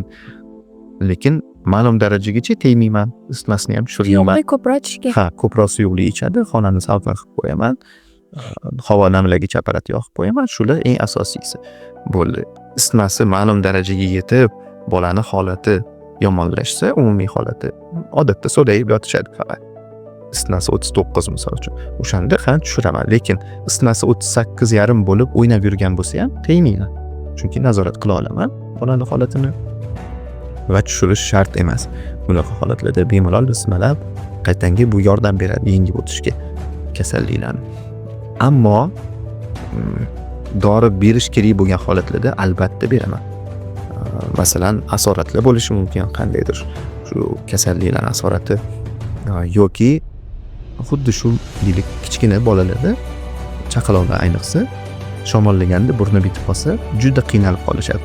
Uxlashga ham, emishga ham ularni burnini ochadigan tomchi dorilarni qo'llashingiz kerak. Usiz juda qiynaladi. Siz komfort ta'minlab berishingiz kerak baribir bolaga. Shunda majbursiz shu preparatlarni qo'llashga. Yana nima? Og'riqni qoldiradigan preparatlar bola azoblanib yurmaydi-ku, og'riq bilan. Bolami, katta insonmi? Og'riq kuchli bo'lsa, bezovtalik kuchli bo'lsa, albatta berish kerak. Hattoki katta yoshli inson ham masalan og'riqni qoldirmasangiz, qariyalarda qon bosimi oshib ketib, hattoki infarkt, insultgacha borishi mumkin-da. Qon bosim endi asabiylashib, shu yoqmasdan qon bosimni oshib, xullas shunaqa holatlarga ham olib kelishi mumkin. Kerak bo'lganda qo'llash kerak, lekin har bitta dori ham o'zi har bitta kasallikni har bitta kasallikni o'zini rekomendatsiyalari bo'ladi, ya'ni davolash standartlari. Shunga yondoshib 90% holatda bemor holatini yaxshilay olasiz. Ya'ni tipik kechayotgan bo'lsa, kasallik g'ayrioddiy holatlar bo'lmasa va o'sha tavsiyalarda mana bu preparat samarali, mana bular samarasiz deb yozib qo'ygan bo'ladi. Shu preparatlardan chetga chiqmayman odatda, chunki isbotlanganda shu tavsiyalar kiritilgan bo'lardi. Odatda preparatlar jiddiy isbotlardan, jiddiy tadqiqotlardan o'tib isbotlansagina rasmiy tavsiyalarga kiritiladi. Ha, shu kasallikda bu preparat samarali va xavfsiz, yetarlicha xavfsiz deb kiritishadi. Lekin ko'p dorilarni O'zbekistonda xususan isbotlanmagan bo'lsa ham qo'llashadi. Men bunga qarshiman. Isbotlangan bo'lsa, shu kasallikda yordam bersa, qo'llash kerak. Yana bir g'alati savol berishadi. Mana bu preparatni bolaga bersam, hozir to'g'ri formulirovkani eslab oling. Bolaga bersam hech narsa qilmaydimi yoki xavfli emasmi deb so'rashadi. Preparatni xavfsizligi uchun bermaysan-ku, qaysidir samarasi uchun berasan. Xavfsizligi u yondosh talab, ya'ni shu holatda shu kasallikda bu preparatni foydasi zarardan ustunroqmi deb fikrlaydi shifokorda. Ustunroq bo'lsa o'shanda beramiz. O'shanchidan ko'p preparatlarni yengil holatlarda bermaymiz. Masalan, gripp bu ko'pchilik adashtiradi. Hamma shamollash ham gripp emas. Taxminan 10 ta 5 ta shamollashdan bittasi gripp virusi bo'ladi. Grippda yengil kechishida grippga qarshi dori oqlanmagan hisoblanadi. Og'ir kechganda kasallik o'shanda oqlangan. Ya'ni shifoxonaga tushib qolsa, grippga qarshi preparat bor. O'zi viruslarga qarshi, ko'p viruslarga qarshi hech qanaqa dorisi yo'q-da, uni o'ldiradigan. Lekin vaqtimizga grippni o'ldiradigan, gripp virusini o'ldiradigan preparat bor. Ammo u aynan og'ir holatlarda oqlangan. Chunki birinchidan qimmat preparat, ikkinchidan nojo'ya ta'sirlari bor, jiddiy nojo'ya ta'sirlar. Shuning uchun yengil holatda organizm o'zi kasallikni yengib o'ta olishini inobatga olib, qo'llamaymiz bu preparatni.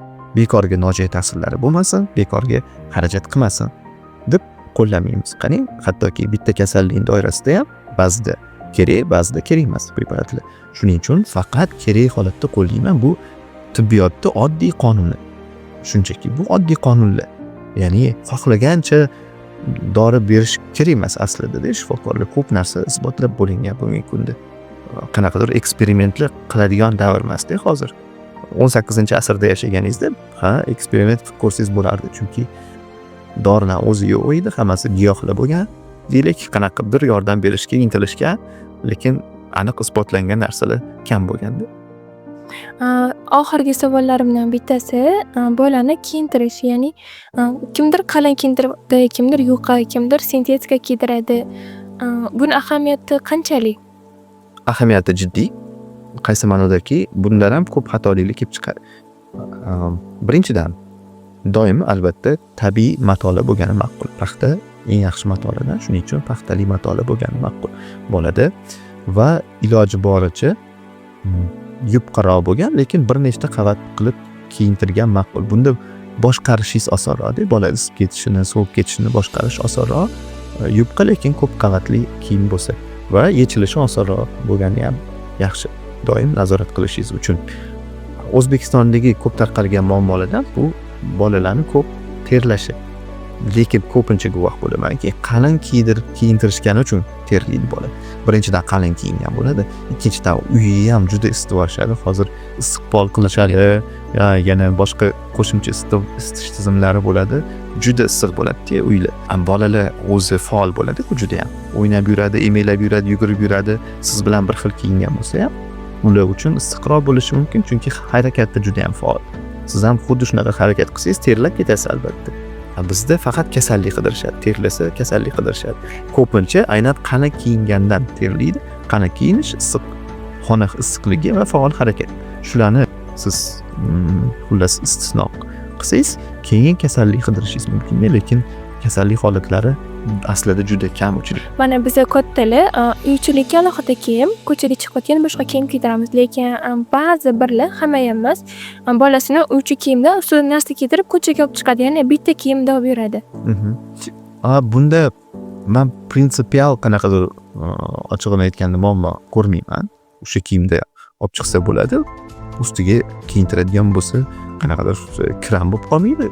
O'sha kiyimda chiqsa ham deylik yozda kir bo'lsa, kirib almashtiradi. Ko'p terlasa ko'chada, deylik issiqroq bo'lsa ko'cha kirib kiyimni almashtirish mumkin. Ya'ni bunda muammo ko'rmayman. Lekin boyagi bundan avvalgi savolingizni yana qo'shimcha yoritadigan bo'lsam, kiyinishda yana bir narsa borki, bolani o'rab chirmab tashlashadi, qalin kiyintirishadi, shamollab qolmasin deb. Tushunishmaydiki, sovuqdan shamollab qolmaydi bola. Odatda bu infeksiya yuqishdan bo'ladi. Ya'ni boshqa insonlar virus yuqqan bo'ladi. Kamroq holatda bakterial infeksiya bo'lishi mumkin. Ya'ni sovuqdan bo'lmaydi. Shunchaki sovuq mavsumda ko'proq tarqaladi bu kasalliklar. Aynan yopiq sharoitlarda bo'lganimiz uchun, ko'proq vaqtimizni yopiq xonalarda o'tkazganimiz uchun shamollatmaymiz, tashqari sovuq bo'lgani uchun havo almashtirmaymiz va hokazo. Xullas, uyda bo'lsa bola, uyda doim normal sharoitda bo'ladi. Ya'ni juda sovuq bo'lmaydi kiyimlarimiz. Uyda xuddi sizdagi kiyinish kerak. Kichkina bola bo'lsa ham xuddi sizdagi kiyinish kerak. Sizdan qalin bo'lish kerak emas. O'rab chirmash kerak emas. Ba'zi ota-onalar boshiga qalpoq ham kiydirishadi. Uyda-da shapkachasini kiydirib qo'yishadi. Bu ham noto'g'ri. Uyda hech qachon kerak emas qalpoqlar. Keyingi masala ko'cha. Chaqaloq bo'lsa, aynan bu ko'proq emizikli chaqaloqlarga tegishli. Yurmaydigan bolalarga. Ko'chaga chiqadigan bo'lsangiz, sovuq mavsumda o'zingizdan bir qavat ko'proq kiydirasiz. Chunki bola kolyaskada yotadi, faqat aravachasida yotadi, harakati ko'p bo'lmaydi. Unchalik siz yurasiz, aravani itarib, sizda harakat bor. Demak, temperaturni shu harorat rejimi har xil bo'ladi ko'ylada. Yotgan qimillamay yotgan inson tezroq sovib ketishining ehtimoli balandroq bo'ladi. Shuning uchun sovuq mavsumda ko'chaga chiqqanda o'zingizdan bir qavat ko'proq kiyintirasiz. Bo'ldi.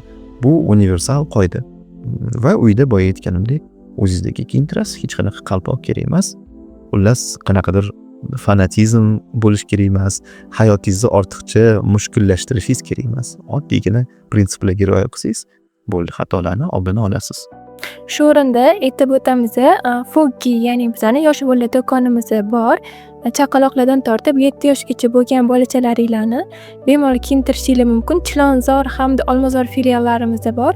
Bemalol do'konimizga kelishingiz mumkin. Men sizga bermagan savolim, lekin siz onalar, opa-singillarimiz bilishi kerak bo'lgan nimadir gap qolib ketdimi? Agar shunaqa bo'lsa, aytib o'tib ketsangiz ularga. Gaplar ko'p. Aslida gapiradiganlar eng muhimlari ular bilishi kerak. So'raganingizda birinchi kelganlardan bu bolalarni ko'p solishtirmanglar.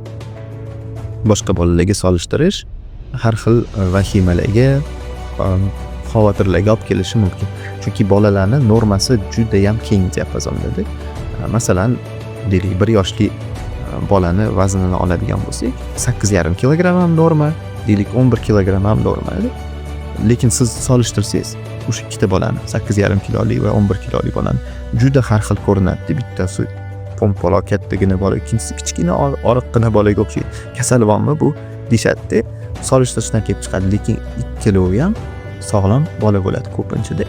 Shunchaki kichikroq ko'ringan, jussasi kichikroq bo'lgan bolani ota-onasi ham kichikroqdir o'zi. Bo'y basti. Shundan tashqari u tug'ilgandan boshlab shunaqa deylik o'rtachadan pastroq vazn bo'yiga ega bo'lgan bo'lsa, bu uni normasi ko'pincha. Narigi bola tug'ilgandan beri shunaqa kattaroq yurar balki. Ikkalovi ham lekin jadval bo'yicha qaraganingizda norma chegaralarida bo'lsa, shuni o'zi katta gapda. Keyingi masala rivojlanishdagi ham ko'p narsalar yaqinda vebinarim o'tkazgandim. Odamlarni xavotirga soladi. Deylik, oddiygina o'tirish masalasini olaylik. Bola deylik 5 oyligida ham o'tirishi mumkin. 9 oyligida ham o'tirishi normal. Qarang, deyarli 2 barobarda farqi. Oyma-oy agar hisoblaydigan bo'lsangiz, 5 oylik deylik qo'shni bolasi 5 oylik o'tirganini ko'rsa, uniki 7 oylik hali ham o'tirmayapti. Vahima bo'ladi-ki, bolam yaxshi rivojlanmayaptimi deb xavotir olib boshlashadi. Doim yoki jadvallar bo'yicha solishtirishingiz kerak yoki mutaxassisga murojaat qilishingiz kerak baholash uchun bolani holatini. Va albatta muntazam borib turgan bo'lsangiz, shifokor kuzatib turgan bo'lsa, u biladi. Ha, o'tgan safar ham deylik o'rtachadan pastroq yurgan, hozir ham taxminan shunaqa, ya'ni hozir paydo bo'lgan muammo emas, bu doim shunaqa yurgan. Ha, boshqa muammo, kasallik ko'rmayapman. Demak, shu bolani normasi bu deb xulosa chiqarish osonroq bo'ladi agar muntazam kuzatilgan bo'lsa. Shuning uchun yaqqol muammo ko'rayotgan bo'lsangiz, vahima qilish kerak emas, ha deb solishtirish kerak emas. Hattoki o'zingizni ikkita farzandingiz ham juda har xil bo'ladi ko'p holatlarda. Bo'y basti ham, ko'rinishi ham, kasalliklarni ketishida ham farq bo'lishi mumkin. O'zini tutishida farq bo'lishi mumkin. Bittasi yig'loqroq, ikkinchisi faqat kuladigan bola bo'lishi mumkin. Shug'ir. Ha, shuni hisobiga ham odamlar ko'p kasalliklar qidirishadi. Aslida normani bilishimiz kerak va normaga solishtirganimizda, ha, bu normaga to'g'ri keladigan bola bo'lsa, xavotir olish kerak. Lekin biz yoshligimizdan qo'shnini bolasi san deb bizdan solishtirishgan. Eng yaxshi ish qilsangiz ham qo'shnini bolasi doim yaxshi bo'lgan. Xullas bizdan qo'shnimizning bolasi doim aqlli va zo'r bo'lgan. Ha, xuddi ruslar aytishadi, сын mamini подруги deyishadi. Ya'ni onangni dugonasini o'g'li doim yaxshiroq sandan. Ham o'qishda u a'lochi, ham olimpiadalarni yutadi, ham sportda deylik yutuqlari bor, sog'lomroq, xuddiki hamma tomonlama yaxshi. San qoloqsan, san kasalsan, shunaqa doim kamchilik qidiramiz. Lekin bu ruhiyatga juda ham katta ta'sir qiladi. Albatta, ayniqsa siz shuni farzandingizga ketadigan bo'lsangiz, gapirsangiz, ha, shuni bildirsangiz, albatta bu juda negativ ta'sir qiladi. Bolaga ruhiyat juda ham muhim.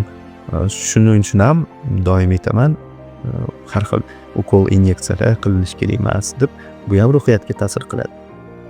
Misol uchun qabulga kelgan bolalarni doim ajrata olasiz. Deylik, o'sha yonboshidan ukollarni olib qo'rqitib qo'yilgan bolalar bo'ladi. Eshigidan kirishi bilanoq sizni kiyimingizni ko'rib yig'lab boshlaydi, baqirib yig'lab. U xonadonda uxlamasang doktorga boraman deb qo'rqitishligi mumkin. Ha, qo'rqitishadi ham va amalda rostdan ham tibbiyot muassasalariga borganda o'sha inyeksiyalarni qilishgan, og'riydi, u har xil muolajalarni qilishgan.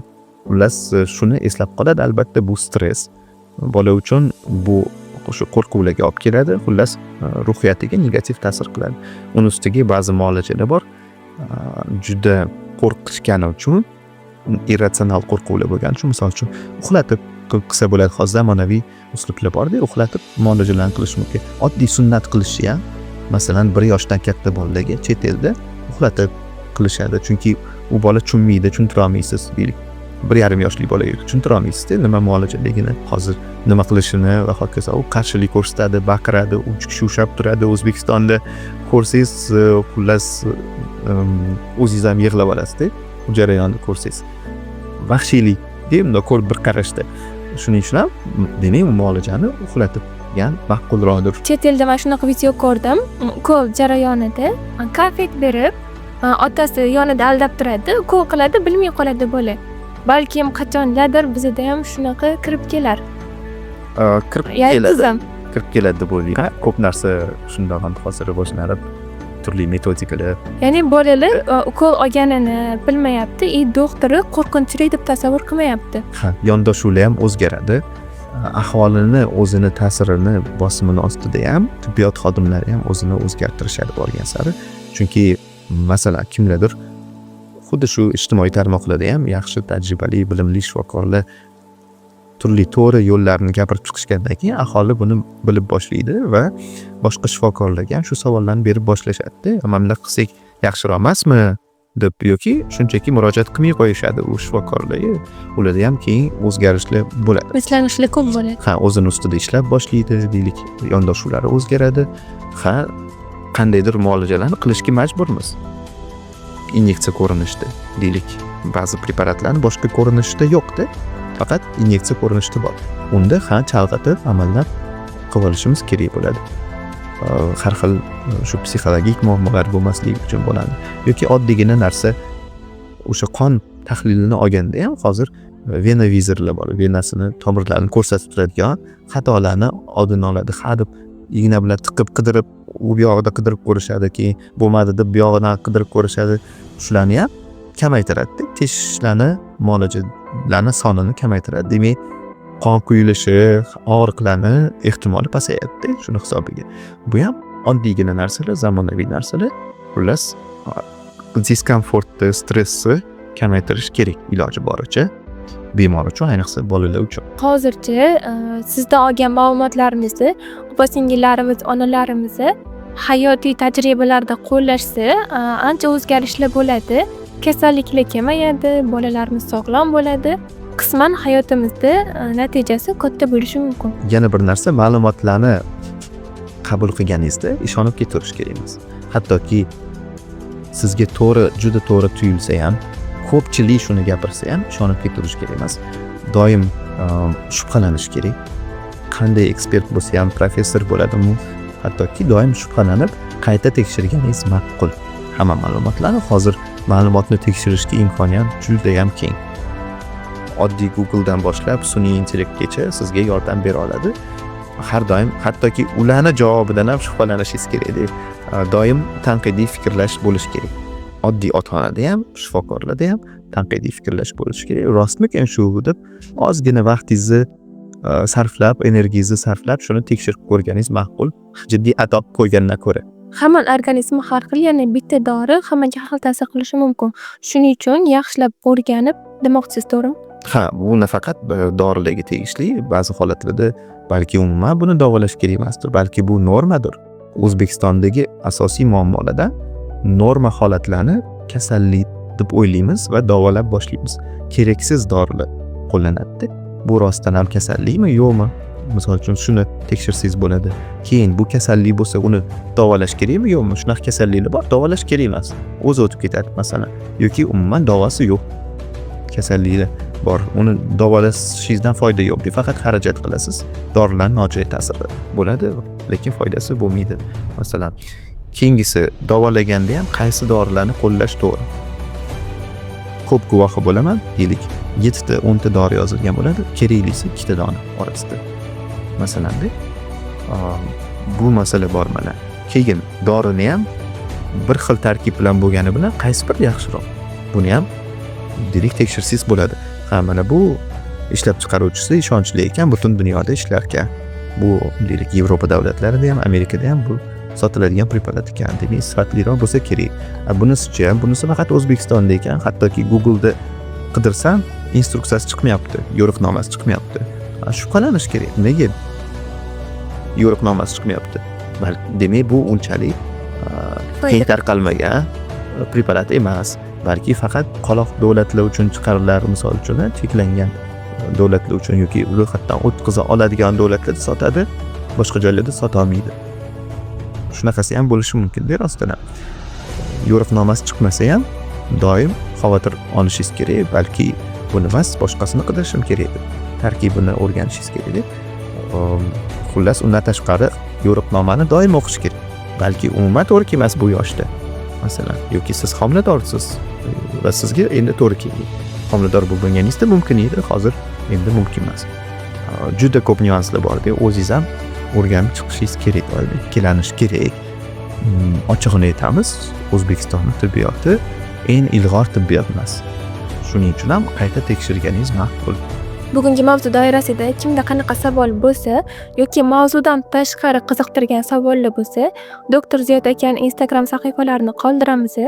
Bemalol kirib, qanaqa savolingiz bo'lsa qabullariga yozilib yoki ijtimoiy tarmoqlar orqali yozib, savollaringizga javob olishingiz mumkin. Ko'p savollarga javoblar aslida Instagram sahifamda ham, Telegram kanalimda ham bor, YouTube'da ham roliklarim bor. Ularni avval o'rganib chiqsanglar, balki javob topasizlar. Telegramda juda ham oson qidiruv orqali topish mumkin. Ko'p mavzularni berib bo'lganman aslida. Eng ko'p uchraydigan savollarga javoblar bor. Shuning uchun 5 daqiqa, 5-10 daqiqa vaqt sarflasanglar topasizlar va javob olishingiz mumkin. Deylik, menga qabulga kelguncha qanchadir navbat kutib vaqt yo'qotgandan ko'ra shundoq ham tekinga bepulga topishingiz mumkin. Javoblarni vaqt ham yo'qotmay, pulingizni ham yo'qotmay, ochig'i deylik qaysidir ma'lumotlarni yashirib konsultatsiyaga kelsin pul ishlayman degan niyatim ham yo'q, ochig'ini aytganda. Agar ma'lumotlarni shundoq bepul topib sahifamda olsanglar, juda ham xursand bo'laman. Chunki bu ishni kamaytiradi men uchun. Men tarafdoriman, hech kim kasal bo'lmasin, ish kamayib ketsin. Maza qilib yuridik profilaktika bilan shug'ullanib. Oddiy mana hamma shifokor ham o'zi maza qiladi agar shunchaki ko'rikka kelgan bo'lsa. Kasalligi yo'q, shunchaki keldi, profilaktik ko'rik, ko'rib qo'ying, qanaqadir ortda qolishlar yo'qmi, muammolar yo'qmi? Sen maza qilib ko'ramiz. Ochib bir ikkadir borganimizda yana kelib turing, yana keling deyishadi. Sizlarda bu ko'rgilik bo'lsa kerak. Ha, yana keling demaymiz, no, qayta ko'rikka vaqti kelganda kelib turing deymiz profilaktika uchun. Ko'p kasalliklarni oldini olish mumkin-da agar oldindan borib tekshirib tursangiz. Va ba'zi narsalarni kasallik bo'lganda ham bu avvalan bor edi shu odamda. Misol uchun deyishimiz mumkin-da, ba'zi narsalar rostdan shu insonda boshqacharoq bo'lishi mumkin. Kasallik yo'q paytida ham bor edi bu narsa. Hozir kasallikka bog'liq emas deb bilamiz, shunda profilaktik ko'riklardan o'tib yurgan bo'lsa. Faqat kasal paytda kelsa, hamma ko'rgan narsamiz shu kasallik bilan bog'liq deb o'ylashimiz mumkin-da. Xullas, shunaqa har tomonlama foyda agar oldindan tekshiriladigan bo'lsangiz. Oxirgi so'zingiz bizdan kuzatuvchilar uchun. Bu so'nggi so'zdan keyingi yana so'nggi so'z desa bo'ladi. Boyagi tavsiyalarimdan tashqari yana demak, birinchisi bolani solishtirmanglar dedim. Ikkinchisi tanqidiy fikrlaylar dedim va tekshiringlar ma'lumotlarni. Uchinchisi doim bolani umumiy holatiga ham e'tibor beringlar degan bo'lardim. Chunki ba'zi belgilarga qarashadi va kasallik deb o'ylab vahima qilishadi. Bolani umumiy holati yaxshi, o'ynab yuribdi, faol bola. Ko'p holatlarda bu kasallik bo'lmaydi. Vahima qilib qandaydir hoziroq qandaydir choralarni, davolarni boshlash kerak emas. Ko'p narsalarni kuzatsa ham bo'ladi. Tibbiyotda kuzatish taktikasi ham bor. Ya'ni qandaydir muammoni ko'rib turamiz yoki belgini, balki bu muammo emasdir. Keling, hozirgina kuzatamiz, hech narsa qilish kerak emas. Kuzatib turamiz deb aytamiz. Bu ham bitta yondashuvlarning bittasi. Ya'ni har doim ham dori yozib berish kerak emas.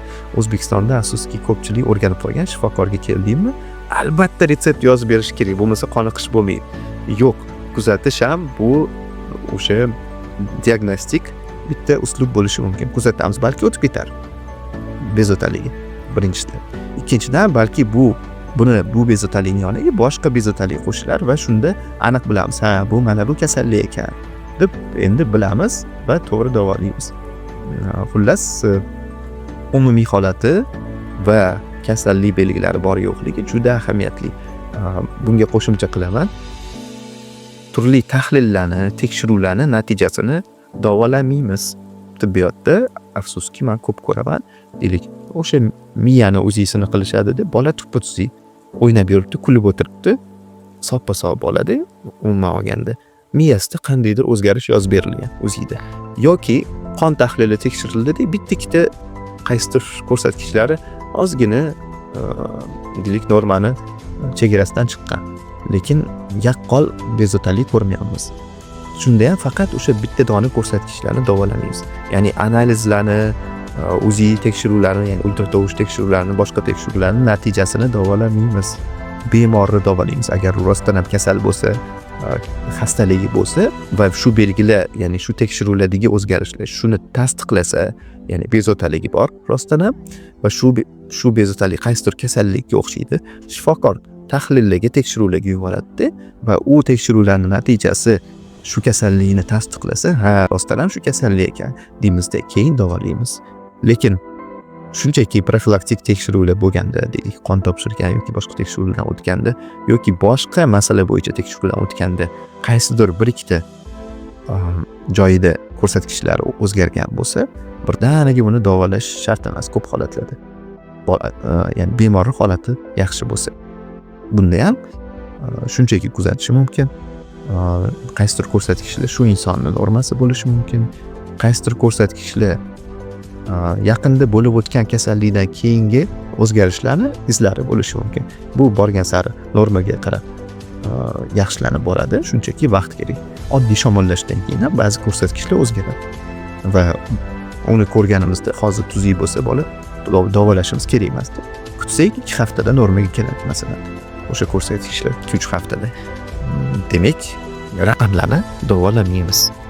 Xullas, mana bunga ham e'tibor berildi. Tashrifingiz va samarali maslahatlaringiz uchun rahmat. Ilk podkastimiz o'z nihoyasiga yetdi. Kimda shu podkast bo'yicha savollar bo'lsa, bemalol kommentariyalarga yozishingiz mumkin va sizlarni nima savol qiziqtiryapti va keyingi mehmonimiz kim bo'lishini xohlaysizlar, uni ham yozib o'tib ketinglar. İlk podkastimizni tugatdik. Kamchiliklar va qolgan narsalarni keyingilarida to'g'rilab, sizlarga yana ham samarali, ko'proq foydali videolar chiqarishda davom etamiz. Sizga ham rahmat taklif uchun. Maza qildim podkastda, ayniqsa kutilmagan savollar bo'lganda tezda fikrlashga to'g'ri keldi. Balki yana bitta podkastga kelish kerak bo'lar, chunki hamma narsani ham birdaniga eslab gapirib bera olmaysiz. Ham tizimli ravishda ma'lumot berish imkoniyati bo'lmaydi agar savolga tayyorlanmagan bo'lsangiz. Rahmat. Xudo xolasa yana sizni podkastimizda, Instagram sahifamizda ham va do'konimizda ham kutib qolamiz.